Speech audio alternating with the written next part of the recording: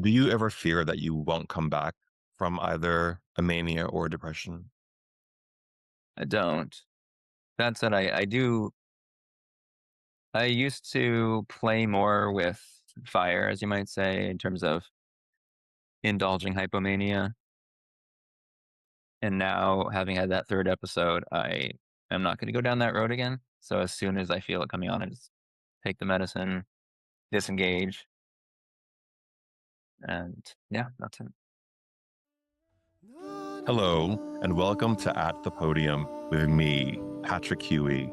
At the Podium holds a space for everyone to share their stories, to be heard, and to bring us inspiration. Today, I'm thrilled to share the podium with Zak Sandler. Zak Sandler is a writer, composer, and lyricist, specializing in musical theater and screenplays. At age 26, he began playing piano on Broadway for Wicked and went on to play for Mean Girls, Motown, and The Color Purple. His autobiographical solo musical about his experience with bipolar, called Inside My Head, was developed at the Kennedy Center and has been performed in part on the Kennedy Center's Millennium Stage. He doesn't use the phrases mental illness or bipolar disorder because he feels it implies there's something wrong with him that needs fixing. Instead, he uses the phrase mental condition and simply bipolar. Zak is a proud graduate of Yale University with a BA in music. Zak, welcome to At the Podium. Thanks so much for having me, Patrick. I'm so glad that we're sitting down today to talk. Yeah, I'm so happy we're doing it. I wanted to talk to you because I think your story is going to be very helpful for people because right now the entire world, I feel like, either is suffering from mental conditions or they know someone who is.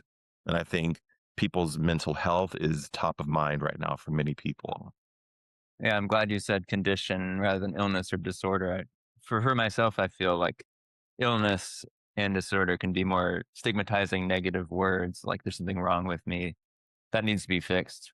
Whereas condition is more like that's just a part of who I am. So Right, we're right. using that term. And I think and it's interesting because I think people are trying to really understand what causes it, what it is, how do we manage it, how do we make space for people in our society whose minds may work differently than what we perceive to be the normal functioning of someone's brain. Absolutely. So I want to get into your story, um, and in your journey, you talk about your journey really beginning with a late night call that you had with your parents when you were studying at Yale, and the call that you had with them, it so concerned them that they got in their car and they drove to New Haven, Connecticut to check on you to make sure that you were okay, and they ended up taking you to a hospital for a psychiatric evaluation and then you ended up voluntarily committing yourself into that hospital. Was that when your life changed? Definitely one of the major turning points for me. I had already spent 2.5 nights staying up till about 6 a.m. every night. And I wrote 39 pages in those 3 nights, a manifesto called My Religion, where I talked about philosophy and psychology and society and had these great ideas. And they were also very disorganized. And Mhm. so I called my parents, yeah, in the middle of the night, as you said. I had an apple in my hand and I was describing to them how profound the shape of this apple is. It's the circle of life and it's the Adam and Eve story. And my dad is a psychiatrist, my mom's a social worker, and my brother was with them too, and he's an anesthesiologist. And so they were concerned, as you mentioned. They drove up through the night. They took me to actually it was the Department of Undergraduate Health, and it was there that a psychiatrist recommended I go to the hospital. Mm. And I was totally shocked because I thought that I was doing great. I felt ecstatic and happy. I was so creative. I was reducing the universe to a single point, the triumvirate being self, other, and God, and then realizing that self and other are the same because to me, I'm a self, to you, I'm an other. to you, yourself, to me, I'm another. So those go together. And then man just being a projection of God as himself or herself or itself. So it reduces to one. And I just finished that proof when I got called into the doctor. So I was totally shocked. And I said, okay, well, give me a few hours. I'll take a walk with my family and I'll calm down and I'll show you I'm fine. And the doctor would not let me do that. Mm, He took my parents into another room to, because my mom was very against me going to the hospital and he wanted to discuss the options with them. I was left in the room with my brother, and I remember completely breaking down. I started weeping and telling him I didn't want to go to the hospital. I mean, I really didn't want to go. I did technically voluntarily admit myself because, as I later found out from personal experience, involuntary hospitalization is much worse. mm, So I was able to go pretty smoothly to Yale New Haven, and the next morning there, I got my diagnosis of bipolar, and I think that was a turning point in terms of realizing that that is an experience that I went through. I didn't think I would write about it at that point. I didn't think it was necessarily even a part of who I was. So I was still figuring it out at that point. So when you were up writing that manifesto for 3 days, did you have an awareness that that was not quote unquote normal, that it was somehow indicating something was different happening within you? Or did it feel like it was the right thing to do at the right time? Both. I think Mhm. it was something I'd never done. I mean, I'd stayed up, I'd pulled one all nighter before, Mhm. more like studying for an exam. So this Right. felt much more fun and natural. And it also did feel different. It it didn't feel bad, but it felt exciting and new.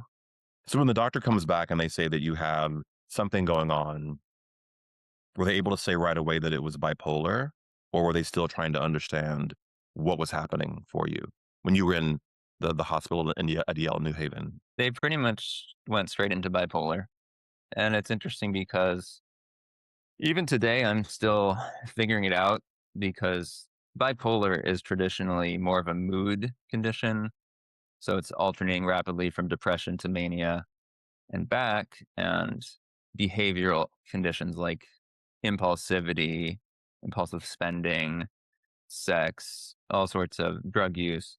I never had any of that. For me, it was these bigger thoughts and racing thoughts and writing, not being able to stop. So that's more of the what we call psychosis part of it. And schizophrenia is more towards that, with what you might call delusions and hallucinations. And we could talk more about that, about whether that's real or not. But so now I'm like, am I bipolar? Am I schizoaffective, which is more a combination of bipolar and schizophrenic? But at the time, it was a bipolar diagnosis, and I had no idea what that meant, or that it ran in my family, or anything. I just knew it was something that was I didn't want to be that, and it might negatively impact how people saw me, friends, family, teachers, Mhm. employers. What was that journey for you to accept the diagnosis? I mean, was it an immediate thing, or did you have to take time to work through it, understand it? Were you even open to the idea that that was something that was happening to you? It took me 9 years to accept it as a part of who I am. In that 9 year period, I went without any major episodes. So I was able to put it at the back of my mind. And then in 2015, I had a second manic episode that sent me to the hospital. And that was another turning point, was the night I got to the hospital, I immediately accepted it. I went in without any resistance. I said, I'm hungry. Give me some food and I'll be here for a few days. That's fine. It was the first time I thought, oh, I'll get out the next day. No, Mhm. it was 5 days. And this time, okay, I'll be here 5 days or a week, and that's okay. So in that 9-year period, were you having minor episodes? What was happening during those 9 years before you went back? I had a few minor blips. I remember one it was after I moved to New York, and so maybe 3 to 5 years in, Mhm. and I remember going for a run and thinking that I was Jesus, which is a common theme for me, and I know a lot of people who have psychotic episodes. So I felt that the racing thoughts coming back, those bigger feelings of, some people would say, grandiosity and depression. I had definitely some dips here and there. I've been very lucky that my depression does not tend to last very long, usually a matter of hours or a day. It really sucks when it happens, but it doesn't disable me for too long. And you say that when you were going on this run that your mind was racing and that you were ideating that you were Jesus or believed that you were Jesus. Is that you telling yourself that, or did you hear someone else telling you that you are Jesus Christ? Such a great question. The one time I heard another voice, the only time I actually have heard an audible voice in my head was the day before my second hospitalization. And I was standing in our living room on Roosevelt Island, and I heard this voice say, Zach, do you know who you are? And I said, no. And the voice said, you are the middle teller. And What I does thought that to mean? myself, middle teller? What does that mean? That sounds profound. What does it mean? And then, and then I figured out that there were three tellers. One first teller is Jesus, second teller is me, and then there will be a third teller in the future. And the role of the tellers is to bring ancient wisdom to light to help humanity realize their potential, heal, and this idea of being a very special person, which is definitely related to these thoughts about being Jesus. And it's evolved. I would say that since those first thoughts came on in my first episode, they have persisted even when I'm not in a manic episode. Mhm. And at the same time, I now believe that we all live in our own parallel realities. And in those realities, we are each the Messiah. So I am the Messiah. And in your plane of reality, you are the Messiah, and so on. Are you meaning that literally, or are you meaning that metaphorically, that within the universe of my life, my world, my mind, I am the center of that universe. I am the light of that universe. Or do you believe that within each of us there is a form of the deity? It's like each person's reality is the whole universe. It's just our own journey through it. And so there's whatever 8 billion messiahs and 8 billion parallel realities that are all the whole universe. Why Jesus though, and not Buddha or Gandhi or I don't know, Isaac Newton? Why do it goes to Jesus? Possibly because I was raised in a Judeo Christian context. I'm Jewish and went to Hebrew school, had a bar mitzvah. And so even though I'm not Christian, Jesus was the figure that appeared the most in terms of that history. And Mhm. I'm really curious if people in other societies, if it is like you said, Muhammad or Buddha, etc. You said earlier that it was genetic. So when you were being diagnosed and your family, I'm sure, was going through their own coming to terms with the situation that you were in, Hmm. is it on both sides of your family? Was it something that they were familiar with? So it wasn't a surprise to them, or was this news for them also? My dad, he had one major manic episode in med school and has had depression for a lot of his life. My one of my great aunts is bipolar. My aunt is bipolar. So it definitely runs in the family. That said, I didn't know any of that until after my first episode. And I really wish I had because I think I could have recognized it and stopped it from going so far. Was it a secret, or was it just they didn't tell you, therefore you weren't prepared for what could happen, or did they not just did not know? I hadn't showed any signs or symptoms of that up until I was 20.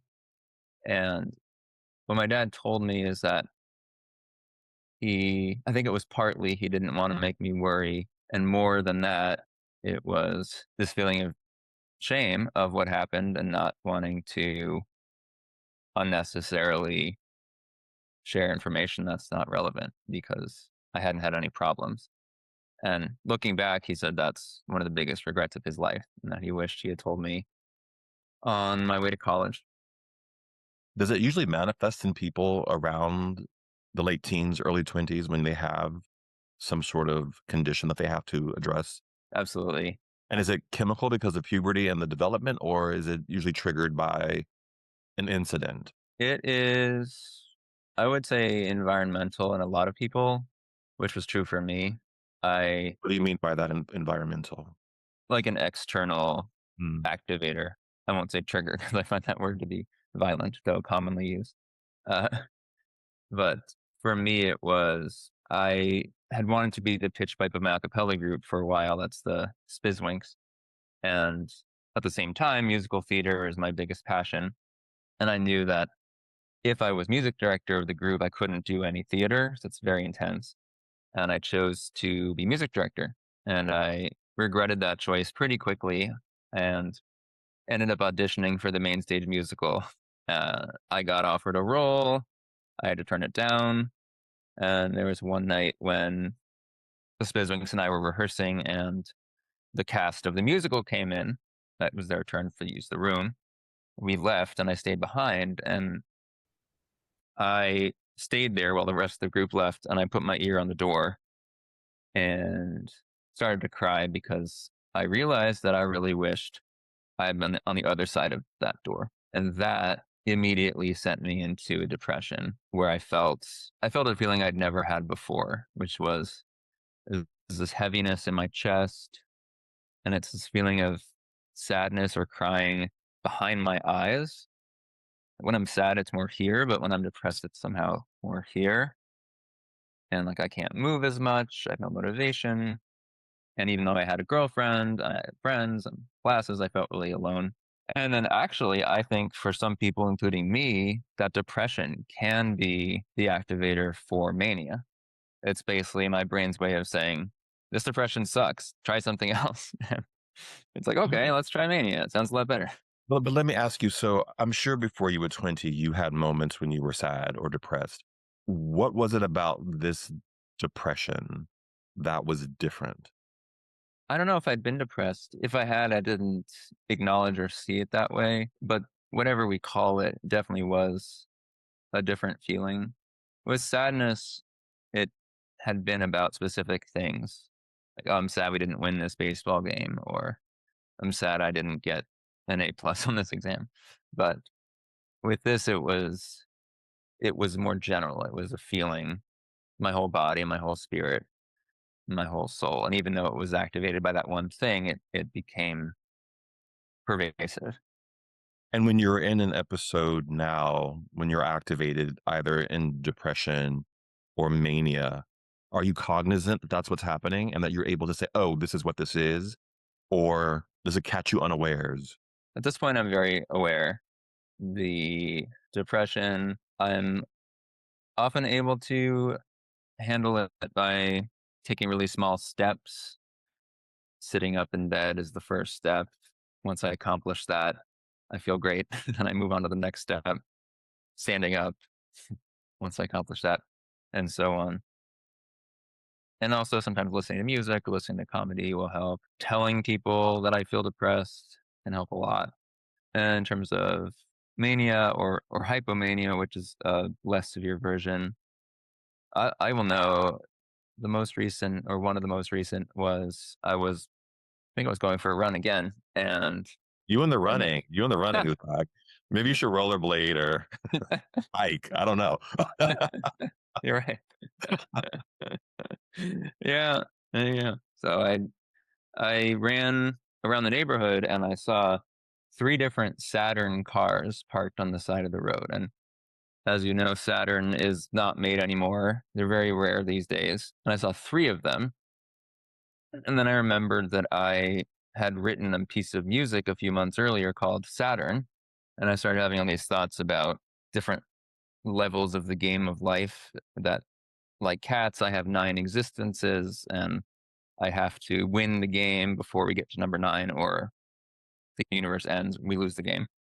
And 7's my lucky number, so I was thinking, "Oh, maybe this is the 7th one. Is Saturn, the 7th planet?" Turns out it's the 6th, but in any case, I was having all these thoughts about planetary gaming, you could call it. Mhm. And that's when I felt the thoughts racing. It's like a sense of, you picture a mountain and hiking up it in a circle. So the further I get up the mountain, the thinner it gets and the faster it goes up. I felt that. And so I said, okay, I wanted to bike ride. I said, this is not a good time to bike ride. I'm going to go home. I'm going to take my Zyprexa, which is what I take for that, and knocked it out.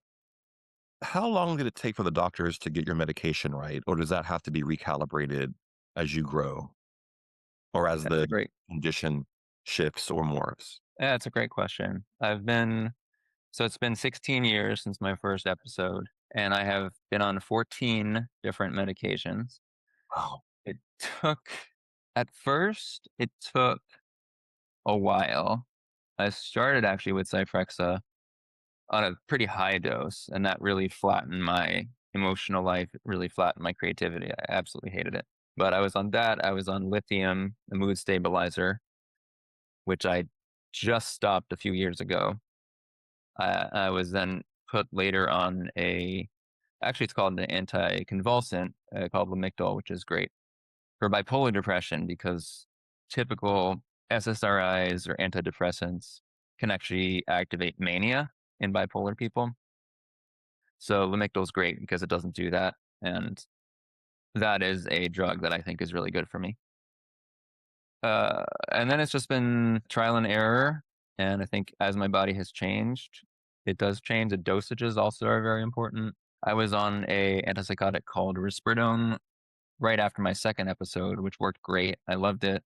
It had basically no side effects. I had all my creativity. The only problem was that it was raising my prolactin levels. It causes, if I had it for too long, I would develop breasts or start lactating. And yeah, there might be other consequences from it. So basically, the doctor said I should stop it. And nowadays, I'm on Seroquel as an antipsychotic, Lamictal, and I switched from the lithium to a mood stabilizer called Valproate, which is a more modern treatment, and so far seems to be working pretty well. You just said something very interesting, and you've said it a couple of times in the conversation that when you are in this state of mania, that there is a creative force that you feel when you're in that space, and you are a creative person, you're a gifted musician. Is that part of your brain, part of what makes your gift activate? I think it's related. Having, I guess I'll call it a bipolar brain, I do think is directly connected to my creativity. I'm giving a TED talk in February about this called Could Mental Disorder Be a Superpower? And one thing I discovered is something called conceptual over inclusiveness, which happens during hypomania and mania. And it's basically where I see connection between lots of ideas and thoughts that others might not see. Mm. And that is a big boon to creativity. That said, when I've actually been in the middle of a manic episode, I've tried to write music and it's pretty terrible. But I will say that it also happens the other direction. There was a time I was working on Inside My Head, which is my musical about my bipolar, and I was trying to come up with music that would evoke mania. Mhm. And so I was sitting at my keyboard fooling around, and I finally found something I really liked. So I played it over and over to refine it. And as I did that, I started to feel manic. So then I had to stop and reset. And I mean, then, of course, that's when I knew that was the right music for Right. You're like, I got it. it. Exactly. You said earlier that your dad had a regret about not letting you know what was in your biological history, and you are in a situation now where you're about to get married. And I wonder if you have Well, I have two questions about that. I wonder if you have that concern about passing that on to your own children. And then I wonder, how does a person who is in a relationship, a close relationship with a person who is who has this condition, how do they support you through that? I'll answer second one first. Okay. So Lena, who's my fiance, we've known each other since high school, and so she's known about this bipolar well before we got engaged. And in fact, during my third episode, which is 2019, right before we got together again, she was very much involved. That was here in DC, and she was amazing at person in a way in charge of taking care of me in a certain way. And in terms of day to day, I will tell her if I feel off, if I feel depressed or manic, and sometimes she'll even pick it up before I do. Oh, wow. And Yeah. she's not afraid to tell me or Hmm. advise me. Hmm.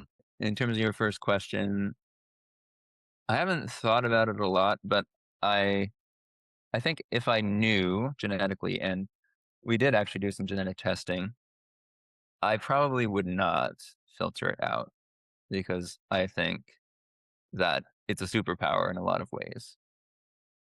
I know there's a danger to it because I'm very high functioning, and a lot of people have more struggles with bipolar than I do. But that said, I do think it's so much a part of who I am that cutting it off would feel wrong.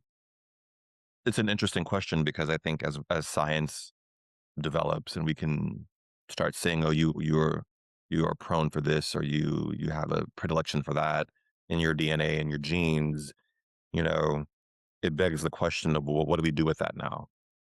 This is where the ethicists need to start coming in, because I think as we start to Right. learn and understand more about what could go wrong or what time bombs are in all of us that we may not have known 40 years ago, what does that mean about how do we live our lives today? And what does that mean about procreation for the future? Yeah, that's a very interesting and important topic. What don't people understand about having bipolar or having a mental condition? One thing is that it's often the episodes are often situations that I can't control or that I don't want to be happening, and perhaps I want help, and so if there's someone on the outside, it might be hard to understand that.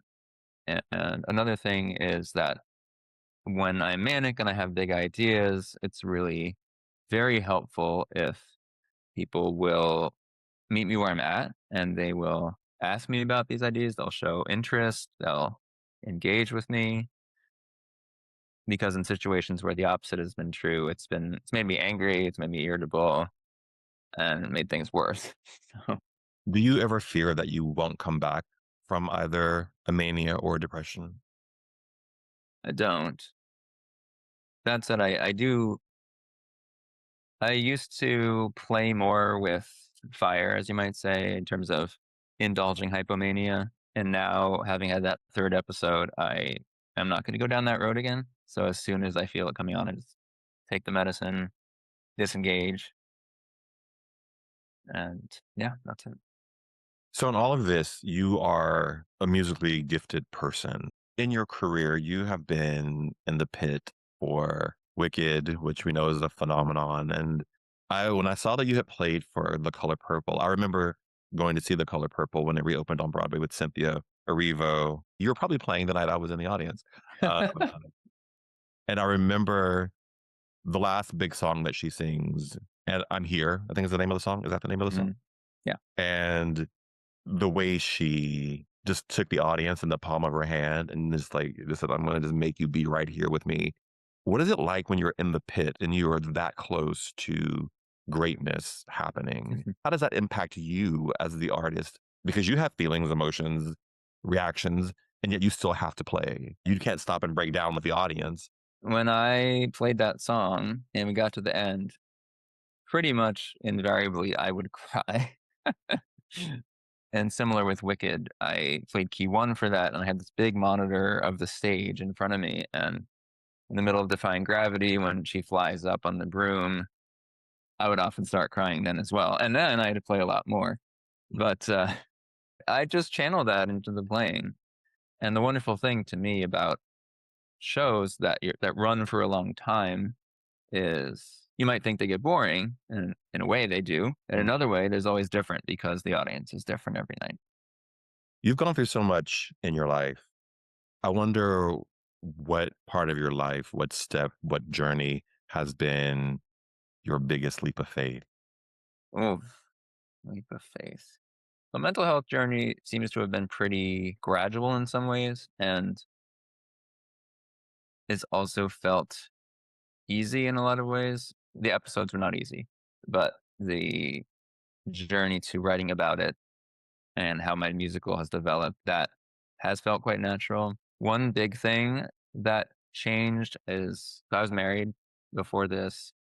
It was a 5-year relationship and we were monogamous. And I'd always known that something was different about me, that I was able to love multiple people at the same time and have that interest in that. And there was a moment when it really hit me that that wasn't going to work for me. I was driving through the Southwest with my wife, and I had this vision of, at the time I had a crush at work, and I had this vision of the three of us being together and getting along and having a life that not necessarily all three equal. I didn't want to be married to the other person, but to have that three people and being able to see that. And then a few months later, I remember being on the phone with my best friend walking home from Wicked, and it was like so clear. This is it. And that night I told her, and within a week or two, we were separated. And so my life changed very quickly, for the better. And that was a big leap of faith because it was something I'd wanted for a long time, but hadn't tried. And obviously, divorce is a big thing. And it did up in my life quite a bit. So, Zach, we're talking to people who are in the process of finding their voice. And I wonder if you have found your voice, what you want to say with that. I think finding my voice is an ongoing process and always will be because I'm changing every day, growing, learning. And at the same time, I do think I've found my voice for today, at least, which is to, I mean, how do you describe it?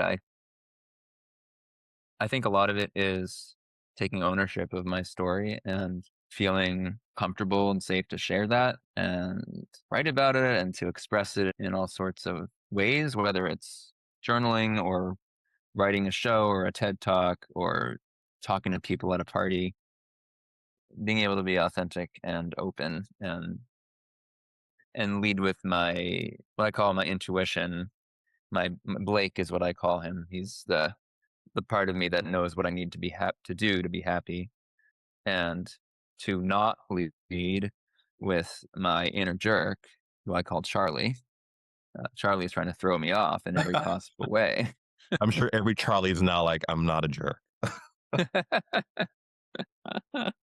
Yeah, I mean, I believe that the mania and depression and many other mental conditions are Charlie's method of throwing us off. And I fell for it. I mean, the mania is so tempting that it felt like Blake, but getting Blake. And I want to mention that there's this book I'm reading, amazing. It's called Finding Your Own North Star. And she talks about the essential self, which is basically the Blake, and the social self, which is this part we develop as to what's appropriate in the adult world. Hmm. And it hit me the other day. I think that depression is actually an overactivation of the social self, which is so inhibitory. It's like, can't do this, can't do that, can't do the other. I'm stuck. That's stuckness is a feeling of depression. And on the other side of things, that an overactive essential self is mania. It's this creative and exuberant and unstoppable feeling. And so it hit me also this term, to circle back to the beginning, that psychosis, which is often written off as unrealistic or fake or even what's the word pathological. But what if psychosis is actually just unbridled imagination? Can you explain more, take us deeper into Blake and Charlie and why you created these characters, almost these other people, other entities, to personify these different parts of your condition? I've been doing a lot of work with creating characters inside of my head that I can talk to. For example, emotions like my anger is a character, my worry is a character, my self critic is a character. And I'm able to work with them as people in order to improve my life, in order to balance what's going on inside.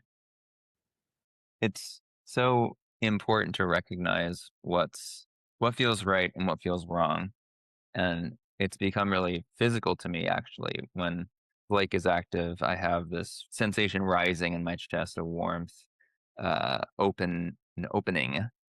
And on the other hand, if it's Charlie, or rather, if it's the opposite of what Blake is telling me, it's the opposite. It's this tightening, this closing off, this burning in a negative way. And I will, as characters, I will ask yes or no questions. Usually I'll talk to Blake because he's the he's the head coach, as I call him. He's the And nicer one too, right? that Charlie is basically Metallica, this rock concert, Yeah. whereas Blake is this little piccolo far in the distance and Mm. hard to pick out, but it's there. So I'll ask yes or no questions, and such as I'll wake up, feel kind of tired, but also mm, supposed to get up, so I'll say, "Should I get up?" And then if it's a yes, I'll feel that opening up feeling. If it's a no, I'll feel the opposite. And it's that easy. Sometimes, if it's not as clear, I will reverse the question and say, is it not time to get up? And it's actually interesting because the negative reaction to the not is often much clearer than the positive reaction to the yes. But do you get up though? It's hard. I mean, one of Charlie's tricks is say, oh, you need to sleep more, stay in bed. So today I did a decent job. It was later than I wanted to, but not as late as it could have been. I said, "Oh, I got to be on the phone with Patrick soon." Well, But yeah, and I'm glad Blake won today. I've had this amazing revelation. I think it may have been while I was running as well. That Blake actually created Charlie because when it was just Blake, Wow. it was Okay. too easy. It was Too always easy. Blake. There was Too no easy. choice. This idea of these characters inside my head, I expand a lot. I expand it to emotions. Another example, my anxiety or my worry is a guy I call Walter, Walter Worry. And when I feel worried, I'm able to see and hold his hand and say, "Hey, I'm here for you. It's okay." And then one other example is with a self critic. So of course we all have our self critic, and I have discovered it's based somewhat on there's a psychological model called internal family systems, which is the same idea that we have all these parts inside that are people essentially, and that some of them actually don't really want to be there in the form that they're in. And I believe the self critic is one of those. So I had a conversation with my self critic. He was facing away from me, and I said, "Hey, how old do you think I am?" And he said, "6." I said, "Oh, you think I'm 6? Okay. Well, turn around, look at me." They did. I'm 36. I don't need you to tell me what I need to do. Like maybe in the past I did, maybe when I was really little, I needed to do certain things to please my parents so I would have their attention and their love. But I don't need that anymore. And so he said, "Oh, you don't need that anymore? Wow. Awesome." I said, "Okay, cool. So what do you want to be if you're not the self critic?" And he said, I want to be the tutor. So I'll give you advice, but in a gentle and a positive way. So, oh, that sounds great. So, so now we have these conversations, and I will admit it's hard sometimes. It does slip back sometimes. So these conversations are really helpful in Yeah. terms of understanding and getting in touch with what's happening inside. And it's a big shortcut for me instead of having to carry around a feeling all day. Originally it took me about 15 minutes to see the character, to have the conversation. Now I can do it in 10 seconds. You're really making me think differently about all of this in terms of where is that line of normal and where is that line of brilliance? And then where is the condition? And I wonder if those lines blur. Definitely. I think it's actually all mental conditions are on a spectrum in my mind. We're all on a spectrum of these different things. Even if the part of the spectrum we're on is right in the middle, basically zero. Uh, Right. I think we're all on some spectrum that's a little bit off from center.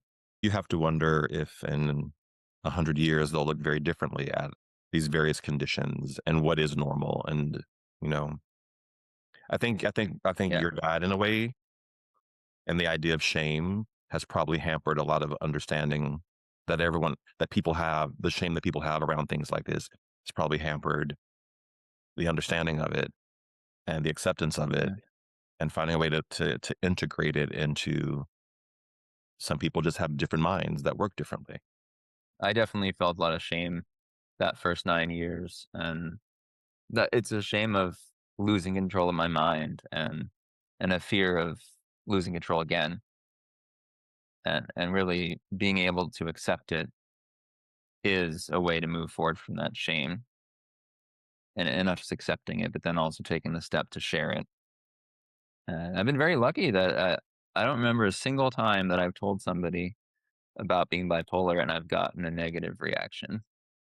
Wow. Yeah.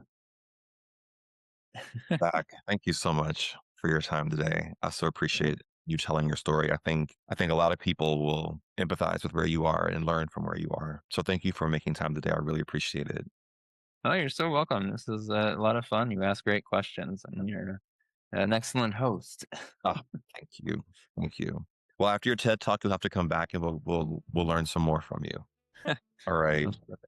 To those of you who are watching or listening, remember, we all have a voice. Use yours wisely. Bye, everyone. Thank you, Zach.